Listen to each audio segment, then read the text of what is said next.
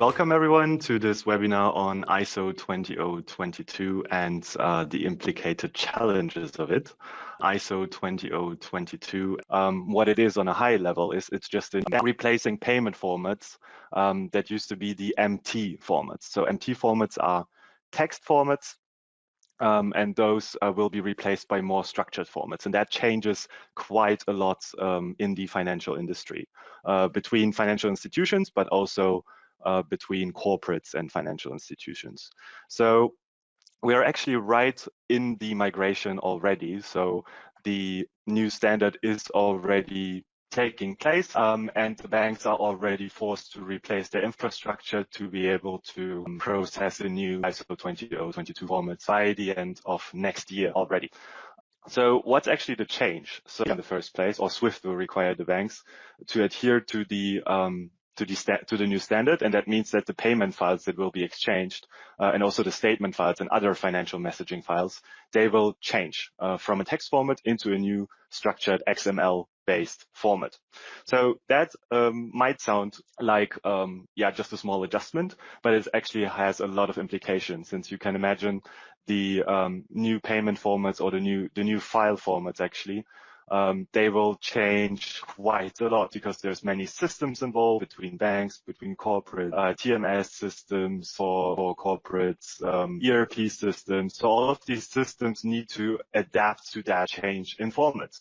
And that's why it's actually quite a significant change, but it is also a necessitation quite a lot. And the text formats are just harder to read for systems. It's harder to extract the right information. That's why there's a lot of potential in that change, but as I also said, the implications are also quite significant. So in this transition period, it's really important that everyone knows what the implications are so that everyone can prepare. So let's just have a look at the timeline. So as I said, we are already in the ISO and MT coexistence phase. And that means that currently both standards exist. So you might know the MT statement formats, the MT 940s, and also the new statement formats, the CAMT 53, which would be the XML version. So you might be aware that those are already in existence in parallel. And this coexistence phase will end for the banks, and really important, it's first of all just for the banks. The banks will be required to change to the ISO formats by the end of 2025. And that has implications for corporates already, since as you can see in the timeline, actually the transitions phase for corporates will probably last until the end of the decade. So it looks like there's quite some time. But since the banks are changing the infrastructure, they might also require their clients to do so, because otherwise the banks would need to ensure that they will still provide the old format, and that is not necessarily given. So that's why everyone is really advised to be in touch with the bank, understand how their transition period looks like, what the implications are, and what consequences there will be. Yeah, and then only by the end of the decade, it will probably become mandatory. There's no strict deadline for corporates. So that's really what we are looking at. And since it's not that much time until the banks will have to change, the topic is quite prominent in the industry and everyone at least heard of it.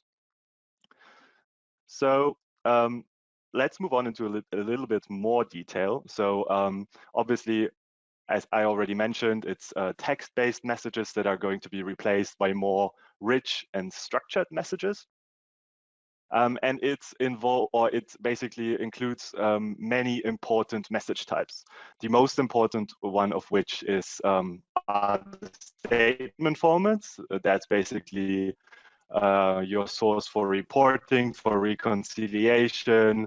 So systems are just required to be able to process the statement formats so that you know where your liquidity is, you know the transaction details, your accounting processes work. So that's where the statement format changes. But also in the payment section, quite some formats will change. So the very famous one. And you can see on the left-hand side quite some other message types that are going to be replaced. So what implications are there? So if you compare the two formats, you have a fixed text-based, unstructured format, really. So in the message format of MT, we will see that in a bit. On the next slide, you will see the two messages really compared next to each other, and then it becomes maybe more clear. But on a high level, it's just an unstructured text-based format that will be replaced by a file that is that contains structured text. It also has a lot more capacity in terms of what information it can contain. The data quality is forced to be higher due to the text that there will be in place. And it just has a lot more operational efficiency. So the file is more resilient. It offers a lot more information in general, so the transparency increases. And there's also advanced functionalities that can be made use of, so that operational processes in AR and AP are just improving. So what implications are there? So I already mentioned, right? It might look like a challenge because there's something that's changing and everyone needs to adapt to that. But actually, there's also a lot of potential. And I mentioned already, so there's increased transparency. So the structured fields allow you to extract information, extract more information, allow your systems to read additional information that wasn't available before, and that gives you just better opportunities to reconcile and also to automate. And automation is quite important. So if the new statement formats, for example, contain more information, they will also allow you to automate receivables matching, for example, or also more resilient reconciliation rules, so that you can think of it as, if you tell your ERP system or your TMS system to look for a specific string of a text file, and after that there will be the necessary information that it has to extract, that's obviously a lot less resilient than if you tell your source system that there's two tags that show you that between those two is a specific type of information. So it's a lot more specific, and it's easier for a ERP or TMS system to extract the right information and also use it for whatever types of processes there might be. So as I said, for example, reconciliation or allocation of actual transactions, if we talk about cash forecasting, for example. So there's a lot more than systems can use to just find out the right string of information. And that also makes it more resilient, because the rules are a lot more reliable. So if you create a rule that aims at a specific tag to allocate a transaction into a specific bucket, it is a lot more resilient if you aim at the tag than just at a string of information. And that's really why there is so much potential in this change, and why a lot of processes can become a lot more efficient and also resilient. What's more is also, as I said, the more information you have, the better you can create your reconciliation rules, your accounting processes, the booking processes, also your visibility in your actual transactions. And if you also can make use of the new information, you can identify specific patterns in your working capital. You can find out cash flow drivers more easily because you can work with a file that gives you a lot more information and increases your transparency. So you can really learn a lot more about your own business just by the files that you get thanks to the new standard. And that has potential to just improve your working capital as well, by being able to predict your future cash flows better based on better historical information.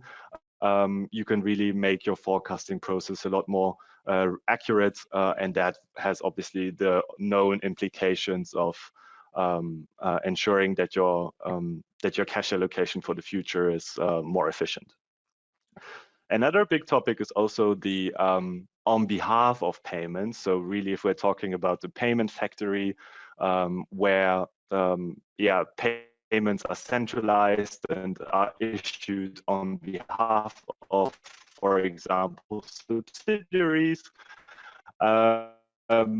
ISO messages actually allow you to populate dedicated fields that will basically take into account who is really the instruction information, so that the on behalf of payment structure in the payment factory and also the corresponding accounting bookings are based on a lot more solid base. So that were a lot of advantages, of course, but to get there, we will have to go through quite some challenges, and that is really the transition itself. So as I already mentioned, we are in this transition phase, which means that currently both types of files coexist. So regardless of if we talk about payments or, for example, account statements that are really the most relevant categories, both files coexist, which means that nowadays systems are still fine, because if they are older and can only process the old format, you're still fine because you can still get the old format. Since banks are forced to change, that might become actually a risk, because banks might notify you that they will decommission the old format earlier. This is really up to each bank individually, so they can decide to switch entirely to the new standard from, for example, the last quarter of 2025. And that is obviously a risk if you have systems that rely on the old files and can't process the new ones. This is really where it can get difficult.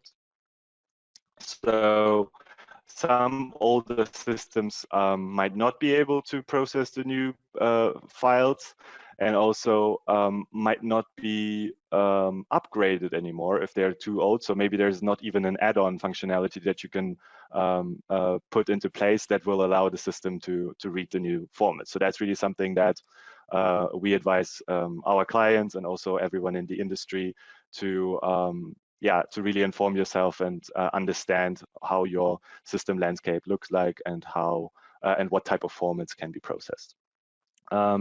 Another thing is really data consistency and accuracy. So since the new XML-based messages contain more information, banks might also require more information in the, for example, payment files. And that is something that can also result in problems. So if your bank currently accepts the MT format, and there's not all information mandatory, so maybe also like the structured address, which is a big topic as well. So if your system issue like the old types of files and it's currently fine, that might actually change quite significantly. So you might need to take into account more data fields and more sources of information to be able to fill the new file formats with all relevant data. So that also requires an analysis of what the challenges are going to be, and they might be bank specific. And if you actually adhere to those new requirements, or if you have to adjust your source system so that they put the right data into the file so it can be processed. And the other challenge is obviously that the transition phase, so we are still well in time to prepare for the changes. We have more than a year from now until it might become actually pressing to implement the changes. So there's still enough time to allow for a long enough testing phase so that your source system generates the right files and that none of your financial processes are affected. But that's really important to allocate enough extra time that will allow you to test properly with all of your banks and make sure that everything's covered, and when the switch is done, that all of your processes work.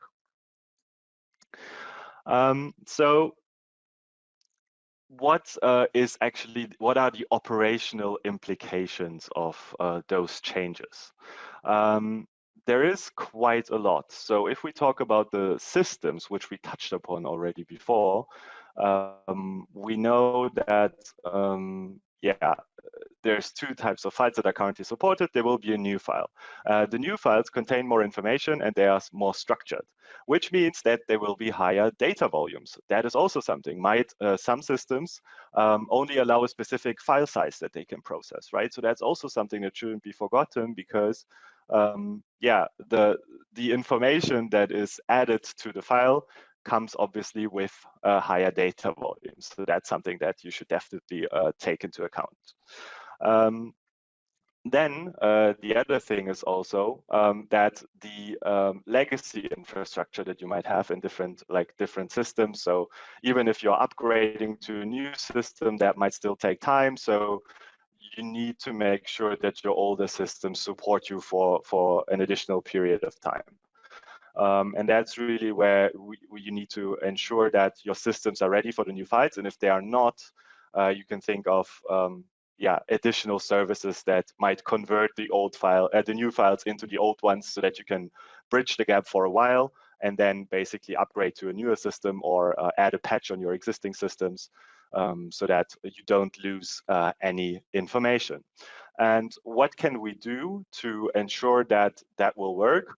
I would encourage you to reach out to your ERP and TMS providers, so that you understand what the implications for your system specifically are going to be. Is your system ready to process the new file format? Is it not? And if it's not, what can you do to ensure that it does? Do you need to convert? Do you need an upgrade of your system, for example? So those are the things that need to be taken into account. And also understand how future-proof your current system landscape is, because as I said, there's a lot of value added from the file formats, from the new information, and you should definitely have, at least like on a roadmap, a transition that allows you to benefit from that change, because it's a good thing. It just requires some transition period. The other thing that is a challenge is that from November 26, unstructured address data will not be allowed. So you might know in the MT field and the MT files that the address field is just like a string of text with city, with postcode, country. So everything is just written in an unstructured way. And banks will require you to have that in a more structured format, so that it's clear what's the city, what's the street, what's the postcode, and stuff like that. So that is really a regulation that will come into place, and that will force your source systems to add information that is structured and can be read by the banks in a structured way. This is really also something that you need to ensure. You need to check what your system and also what other measures might be taken, so that you are compliant to the new regulation. That is also something that unfortunately might be bank specific, because the idea of the new standard is definitely that there is a common standard across the whole industry, basically. But as you might also know from your current bank relationships, there are still some bank specific tweaks to it. So the overall format and structure is actually standardized, and that's what's really improving a lot. But it doesn't mean that the files will look entirely the same for all of your banks. So there might be still some bank-specific changes or differences, and that's really why it's important to engage with your most important banks to ensure that the address information that they will require is clear to you, and that you can make sure that you can provide that. What's next on the operational perspective, and what is actually going to happen in terms of bank connectivity?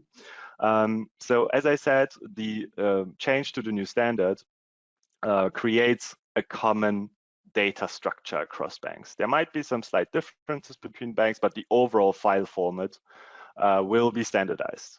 And that is something where the proprietary file formats of some banks that you might be using today. Like, just imagine a file that you upload in the bank online banking system. So that might be a proprietary format that you develop so that you can upload it directly into the tool. So that would be a good example for a proprietary file format. And these will disappear.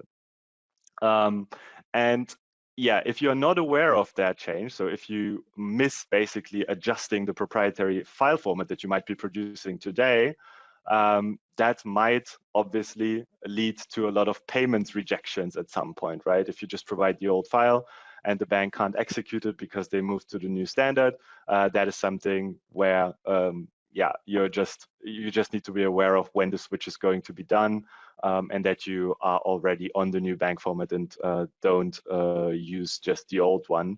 And again, here it might be bank specific when the change is actually happening. So the timeline is really a deadline. It doesn't mean that banks can't make the change earlier. So that's why a close bank relationship and yeah, a transparent understanding of what bank plans what is really necessary to ensure that there are no risks in terms of your payment processes. And then, as I said, the very common MT101 and MT103 formats will be decommissioned in the SWIFT interbank network by 2025, which means that yeah, you really need to make the switch to the PAIN format so that you can and also, it's quite important that the MT101 payments are really most commonly used for high volume important payments. And that's why even so that might be even the most important format that you need to think of, because that really requires you to adjust the formats and make sure that your high value payments are covered with the new standard. There's a lot of other message types that are not, there's really no industry date for decommissioning. And that is also something that might be very bank specific. So we always call it like a health check, where we advise our partners to ensure that they understand what messages they are processing today and how important each message type is. So MT101 might be a very important one, but also the statement formats. So you really need to make sure that you know what the status quo is of your MT messages and when your corresponding partner banks are making the switch, so that you know well ahead what your priorities are and that you can be, and that you can also build basically a prioritized roadmap of what needs to be done until the end of 2025. And then last but not least, the operational perspective on reporting, and we touched upon that already slightly. So the MT940 or MT942, the industry standard for the statement formats, they will be decommissioned also in November 2025.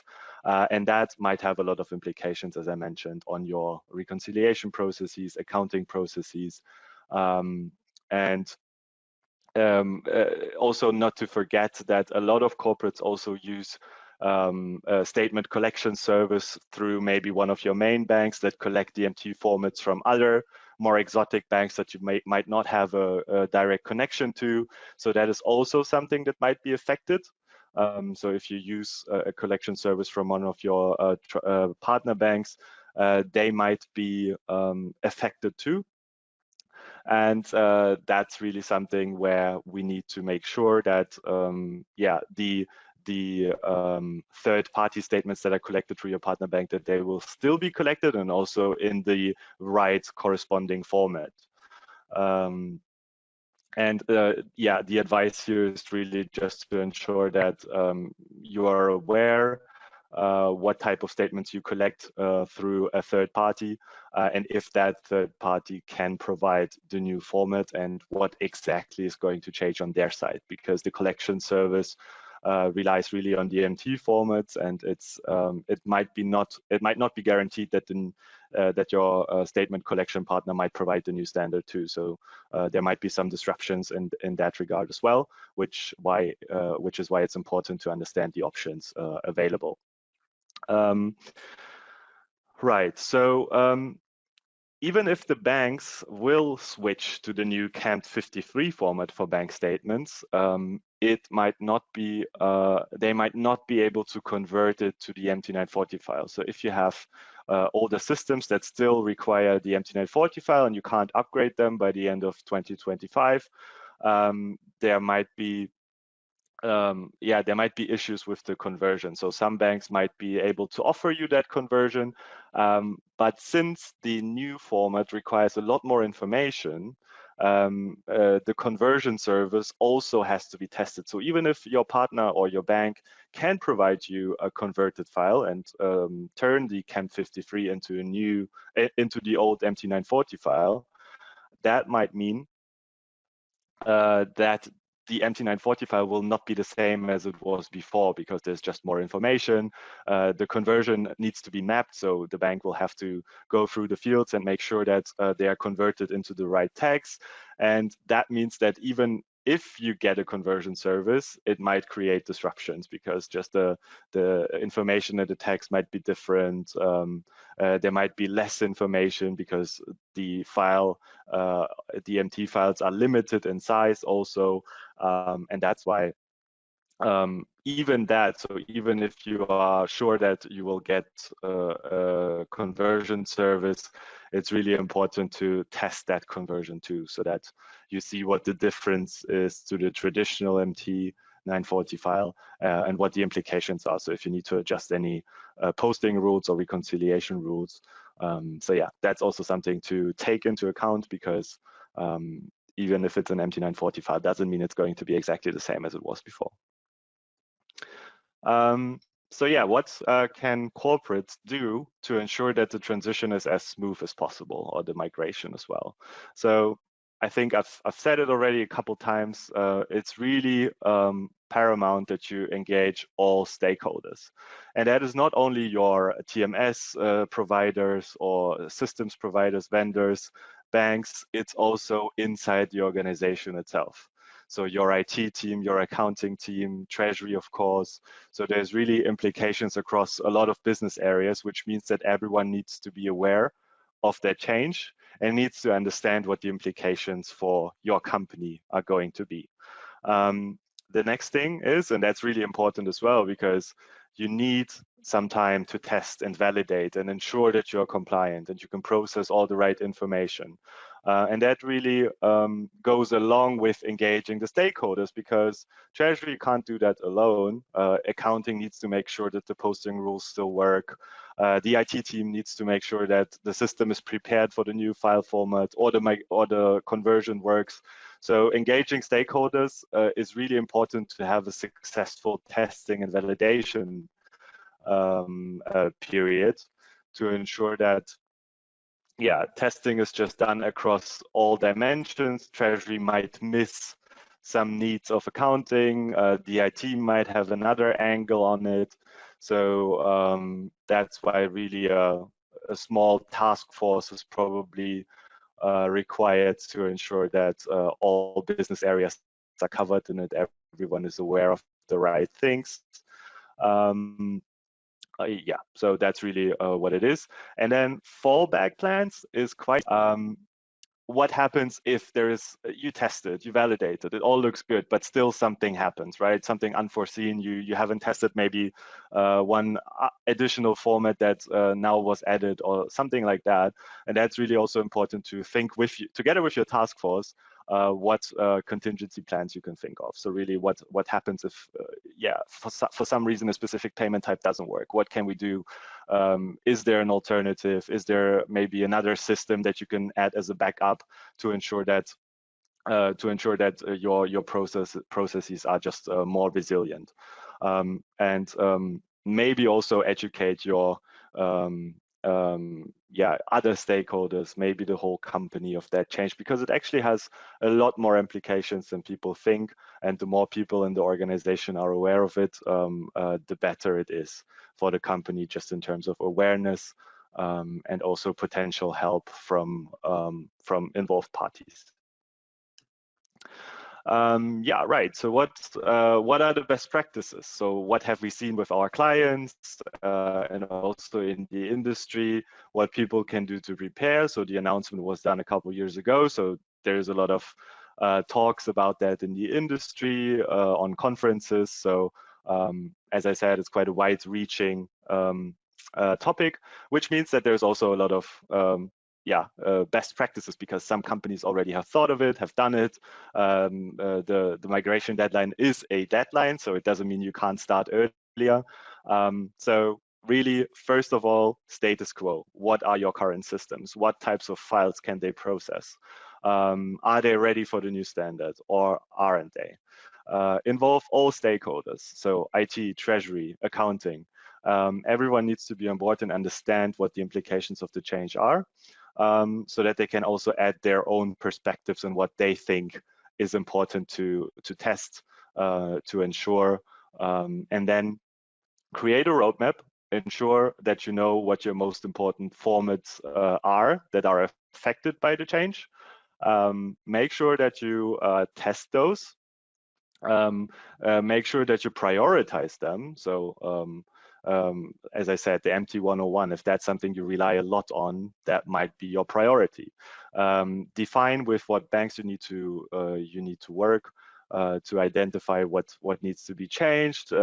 Get an idea of how much in terms of resources you will need to ensure that your testing works, that everything is met according to the deadline, and also build the milestones in buckets, so you know the priority is what you look after first, then you look after the next one, so you don't do everything at once, because it might be too much.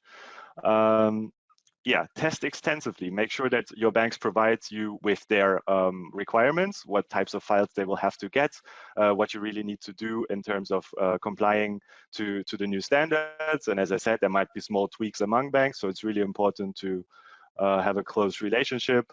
Think of potential test scenarios. So can you get a test connection to your bank? Do you have a portal that can validate messages? So really things like that, so that you think of how to test most efficiently and how to get feedback fast. Because if you transmit every new message that you want to test via email and the bank needs to reply, basically test on their side first and then reply via email. And if you do that for all your formats, for all of your banks, that might get quite a big task. So a test system with immediate responses might be something that makes it more efficient. Educate your team. Make sure that everyone knows what ISO 20022 is. It affects mostly, a lot of business areas. So really, an understanding and awareness across the under organization won't do any harm. It can actually help you to manage the transition more efficiently. And last but not least, collaborate with banks and vendors. It's really important. Banks might have different requirements. Vendors have different system infrastructures. Vendors might also have potential solutions for you to alleviate some of the problems that the transition comes with. So yeah, it's just important to keep everyone involved quite closely. Yeah, and that's really another best practice that everyone thinks of. So we as TIS, we also offer our own translation service. So there is something that we just spoke to a lot of clients. Many clients have the problem that the systems are just not ready for the new format, and they can't be made ready by the time the transition is going to happen. And that's really why there is a requirement for providing the old MT 940 format for the statement, so that your accounting processes are not affected that much. And really what TIS does, since we are the gateway between the ERP systems and the banks for all of our clients, is we convert the new statement format CAM53 in different versions into a unified proprietary JSON format, and that acts as a bridge. And then we put it into an MT 940 structure that is as standardized as possible, so that your systems will be capable of reading that file, and that as little information as possible is lost from the original structured CAM53 file. So we really found a common ground in terms of how the file needs to look like, so that the adjustment on the ERP side is really minimized, and an MT940 file is produced that can be read very efficiently and might require only slight adjustments. Since, as I mentioned, even if someone provides you with a conversion service and creates an MT940 file, it is really almost impossible to create it in a way that it's exactly the same structure as it was in the MT940 standard before the migration. So our developers have just thought of a way that has the least impact possible on your existing infrastructure. And again, that should just serve as basically a bridge towards the new format, because the idea of the whole transition to the ISO format is that companies will benefit from a lot of things like the additional information and the structured information. The translation service should just buy you time so that you can manage the transition in a better way by allowing more time for your ERP upgrades and things like that. But it shouldn't be thought of as a permanent solution, because otherwise you would just leave a lot of additional value out of the equation if you just standardized on the MT940 format. So really would encourage everyone to think of the change towards the structured XML-based formats, and only use a translation service to bridge the gap and buy some time, so that you can think of an efficient way of transforming your system landscape so it's ready for the new standard in the next years. So yeah, that would be really my attempts to explain the topic and also the implications, as well as provide some industry best practices on how to manage the change, and also maybe a small solution in terms of the statement translation service that we provide ourselves.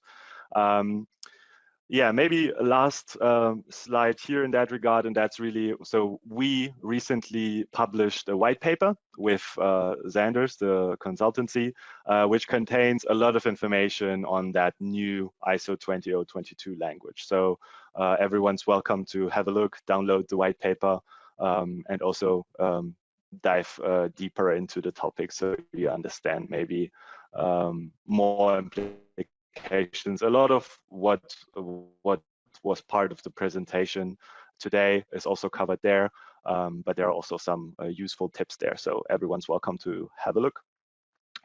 Right, that brings me to the end of the presentation. Are there, Jen, do we have any questions from the audience? Sure thing. Thanks so much, Andreas, and that was a really informative session. The first question comes in from Alicia. As the deadline for banks is not the same as for corporates, is this really a crucial topic for us already now? Yeah, that's a good point. So as I said, right, the first deadline is in the end of November 25. So it sounds like it's just for the banks, and corporates are not really affected. Corporates have time until maybe the end of the decade. There's really no deadline for corporates. So it looks like corporates shouldn't care that much. The problem is that the banks who are forced to transition will also have a problem in terms of they will have to adhere to the new standard, but that also means that they would have to provide some sort of conversion service themselves to ensure that their clients can still get the old messages, right? Because the banks themselves, they will rely already on, they will be forced to comply to the new standard. And that's really where the problem comes from. Some banks just don't want to convert. It's quite complex. It can lead to problems anyway. So even the conversion might not lead to a good solution. So banks, or some banks might just think, yeah, we're going to pass on the change to our clients because there's no point in converting. We will still not get the same file as it was before. And that is the reason why corporates need to think of that as well already, because yeah, when you talk to your banks, you might get already the information, or you might have gotten it already, that they will transition what they provide to their clients already in 2025 too. and that's why this topic is so important for corporates. Perfect. Thanks so much, Andreas. The next question comes in from Ursula. As TIS has connectivities with banks in place, is it expected by TIS that every customer with the same bank will contact separately this bank with those queries on ISO 20022, or TIS will cover this directly from the TIS end to avoid any miscommunication with the same bank? Yeah, that's also a very important point. So really what TIS provides to its clients is that standardized file format that will be sent to the banks, which means that obviously our format developers and our team are in touch with the banks to ensure that what we send to the banks as a service for our clients is compliant to the new standards. So that's definitely happening, and that's something where TIS is already knows what the changes from a lot of banks are. That doesn't mean that we will cover everything, right? So it's just impossible. Some clients might have specific file formats that they're transacting or that they're creating. Also, the country coverage and the country-specific information might differ. So we would definitely encourage our clients also to reach out to their banks and also reach out to their account managers at TIS so that we can help you identify what your status quo is and what we need to think of, what is maybe already covered by TIS, what might not yet be covered and should be prioritized. So that's really a dialogue that we should have so that we are on the safe side and ensure that everything's covered by the deadline. Great. Thanks so much, Andreas. The next question comes in from Michael. He has 3 questions actually as part of this. ISO transformation affects payments as well as different kinds of reports, example, bank account statements across the globe. Focusing on the developing countries like Brazil, China, and India related to payments, does the transformation only affect cross-border international transactions or non-cross-border national payments affected as well? So both payment types are affected. So basically, since the payment format will change to PAN 001, and that affects both cross-border and also domestic. So there might be different. So bank by bank, there might be different requirements of what information needs to be put in, right? So in some countries, you might need the tax code of the beneficiary or a specific additional information that might be required. So yeah, there might, and that's really the reason why TIS itself, even though we are in touch with all of our partner banks and the banks that we cover, we can't ensure that we cover all eventualities of all of our clients in all of our countries. That's why it's important that yeah, we are in touch with our clients, ensure that they are compliant with the changes, and that we also understand what maybe some regional banks in some countries might require, so that we can build our format outmappers in a way that yeah, the processing will work in the end. Again, thank you, Andreas. Next part of that question is from Michael, related to bank account statements, is there a common definition of transaction codes? So I mean, there is a set of transaction codes that will be basically a standard, but how the banks use them might still differ. So so the question really is, it depends, or the answer is it depends, unfortunately. So there's really no clear answer on that, because that might really differ bank by bank, and some banks might require a specific transaction code for cross-border transactions, some don't.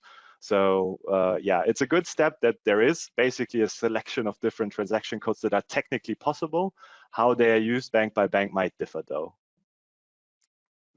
Okay, great. And the last part of this question is an overall question. Which countries are not affected by the ISO change?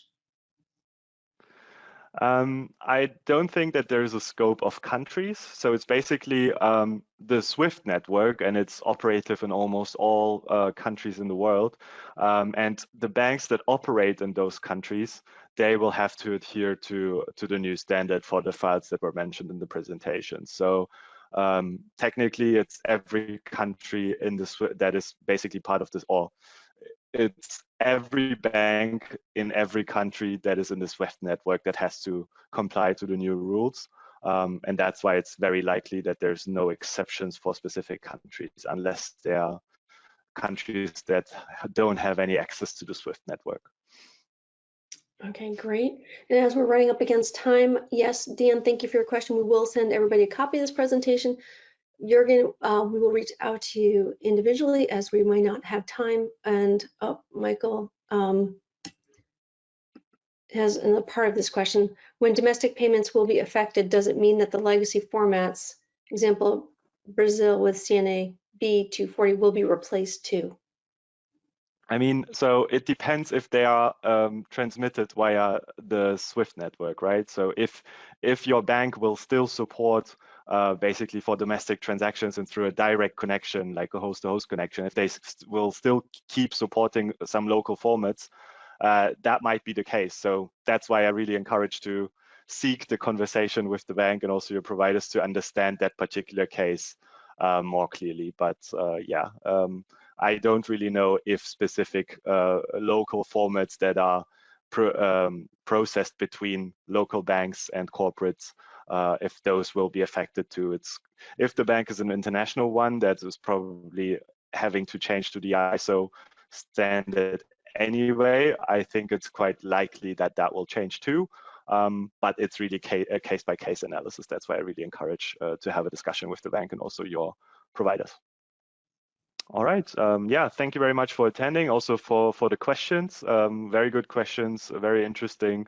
So yeah, good luck, everyone. I hope you had a good informative session that prepares you for the transition or gives you some food for thought as well. So yeah, definitely feel free to reach out if there are additional questions. We will provide the presentation. It's also recorded, so if you want to rewatch, you can do that. Yeah, that's it. Thanks everyone, and have a good rest of the day.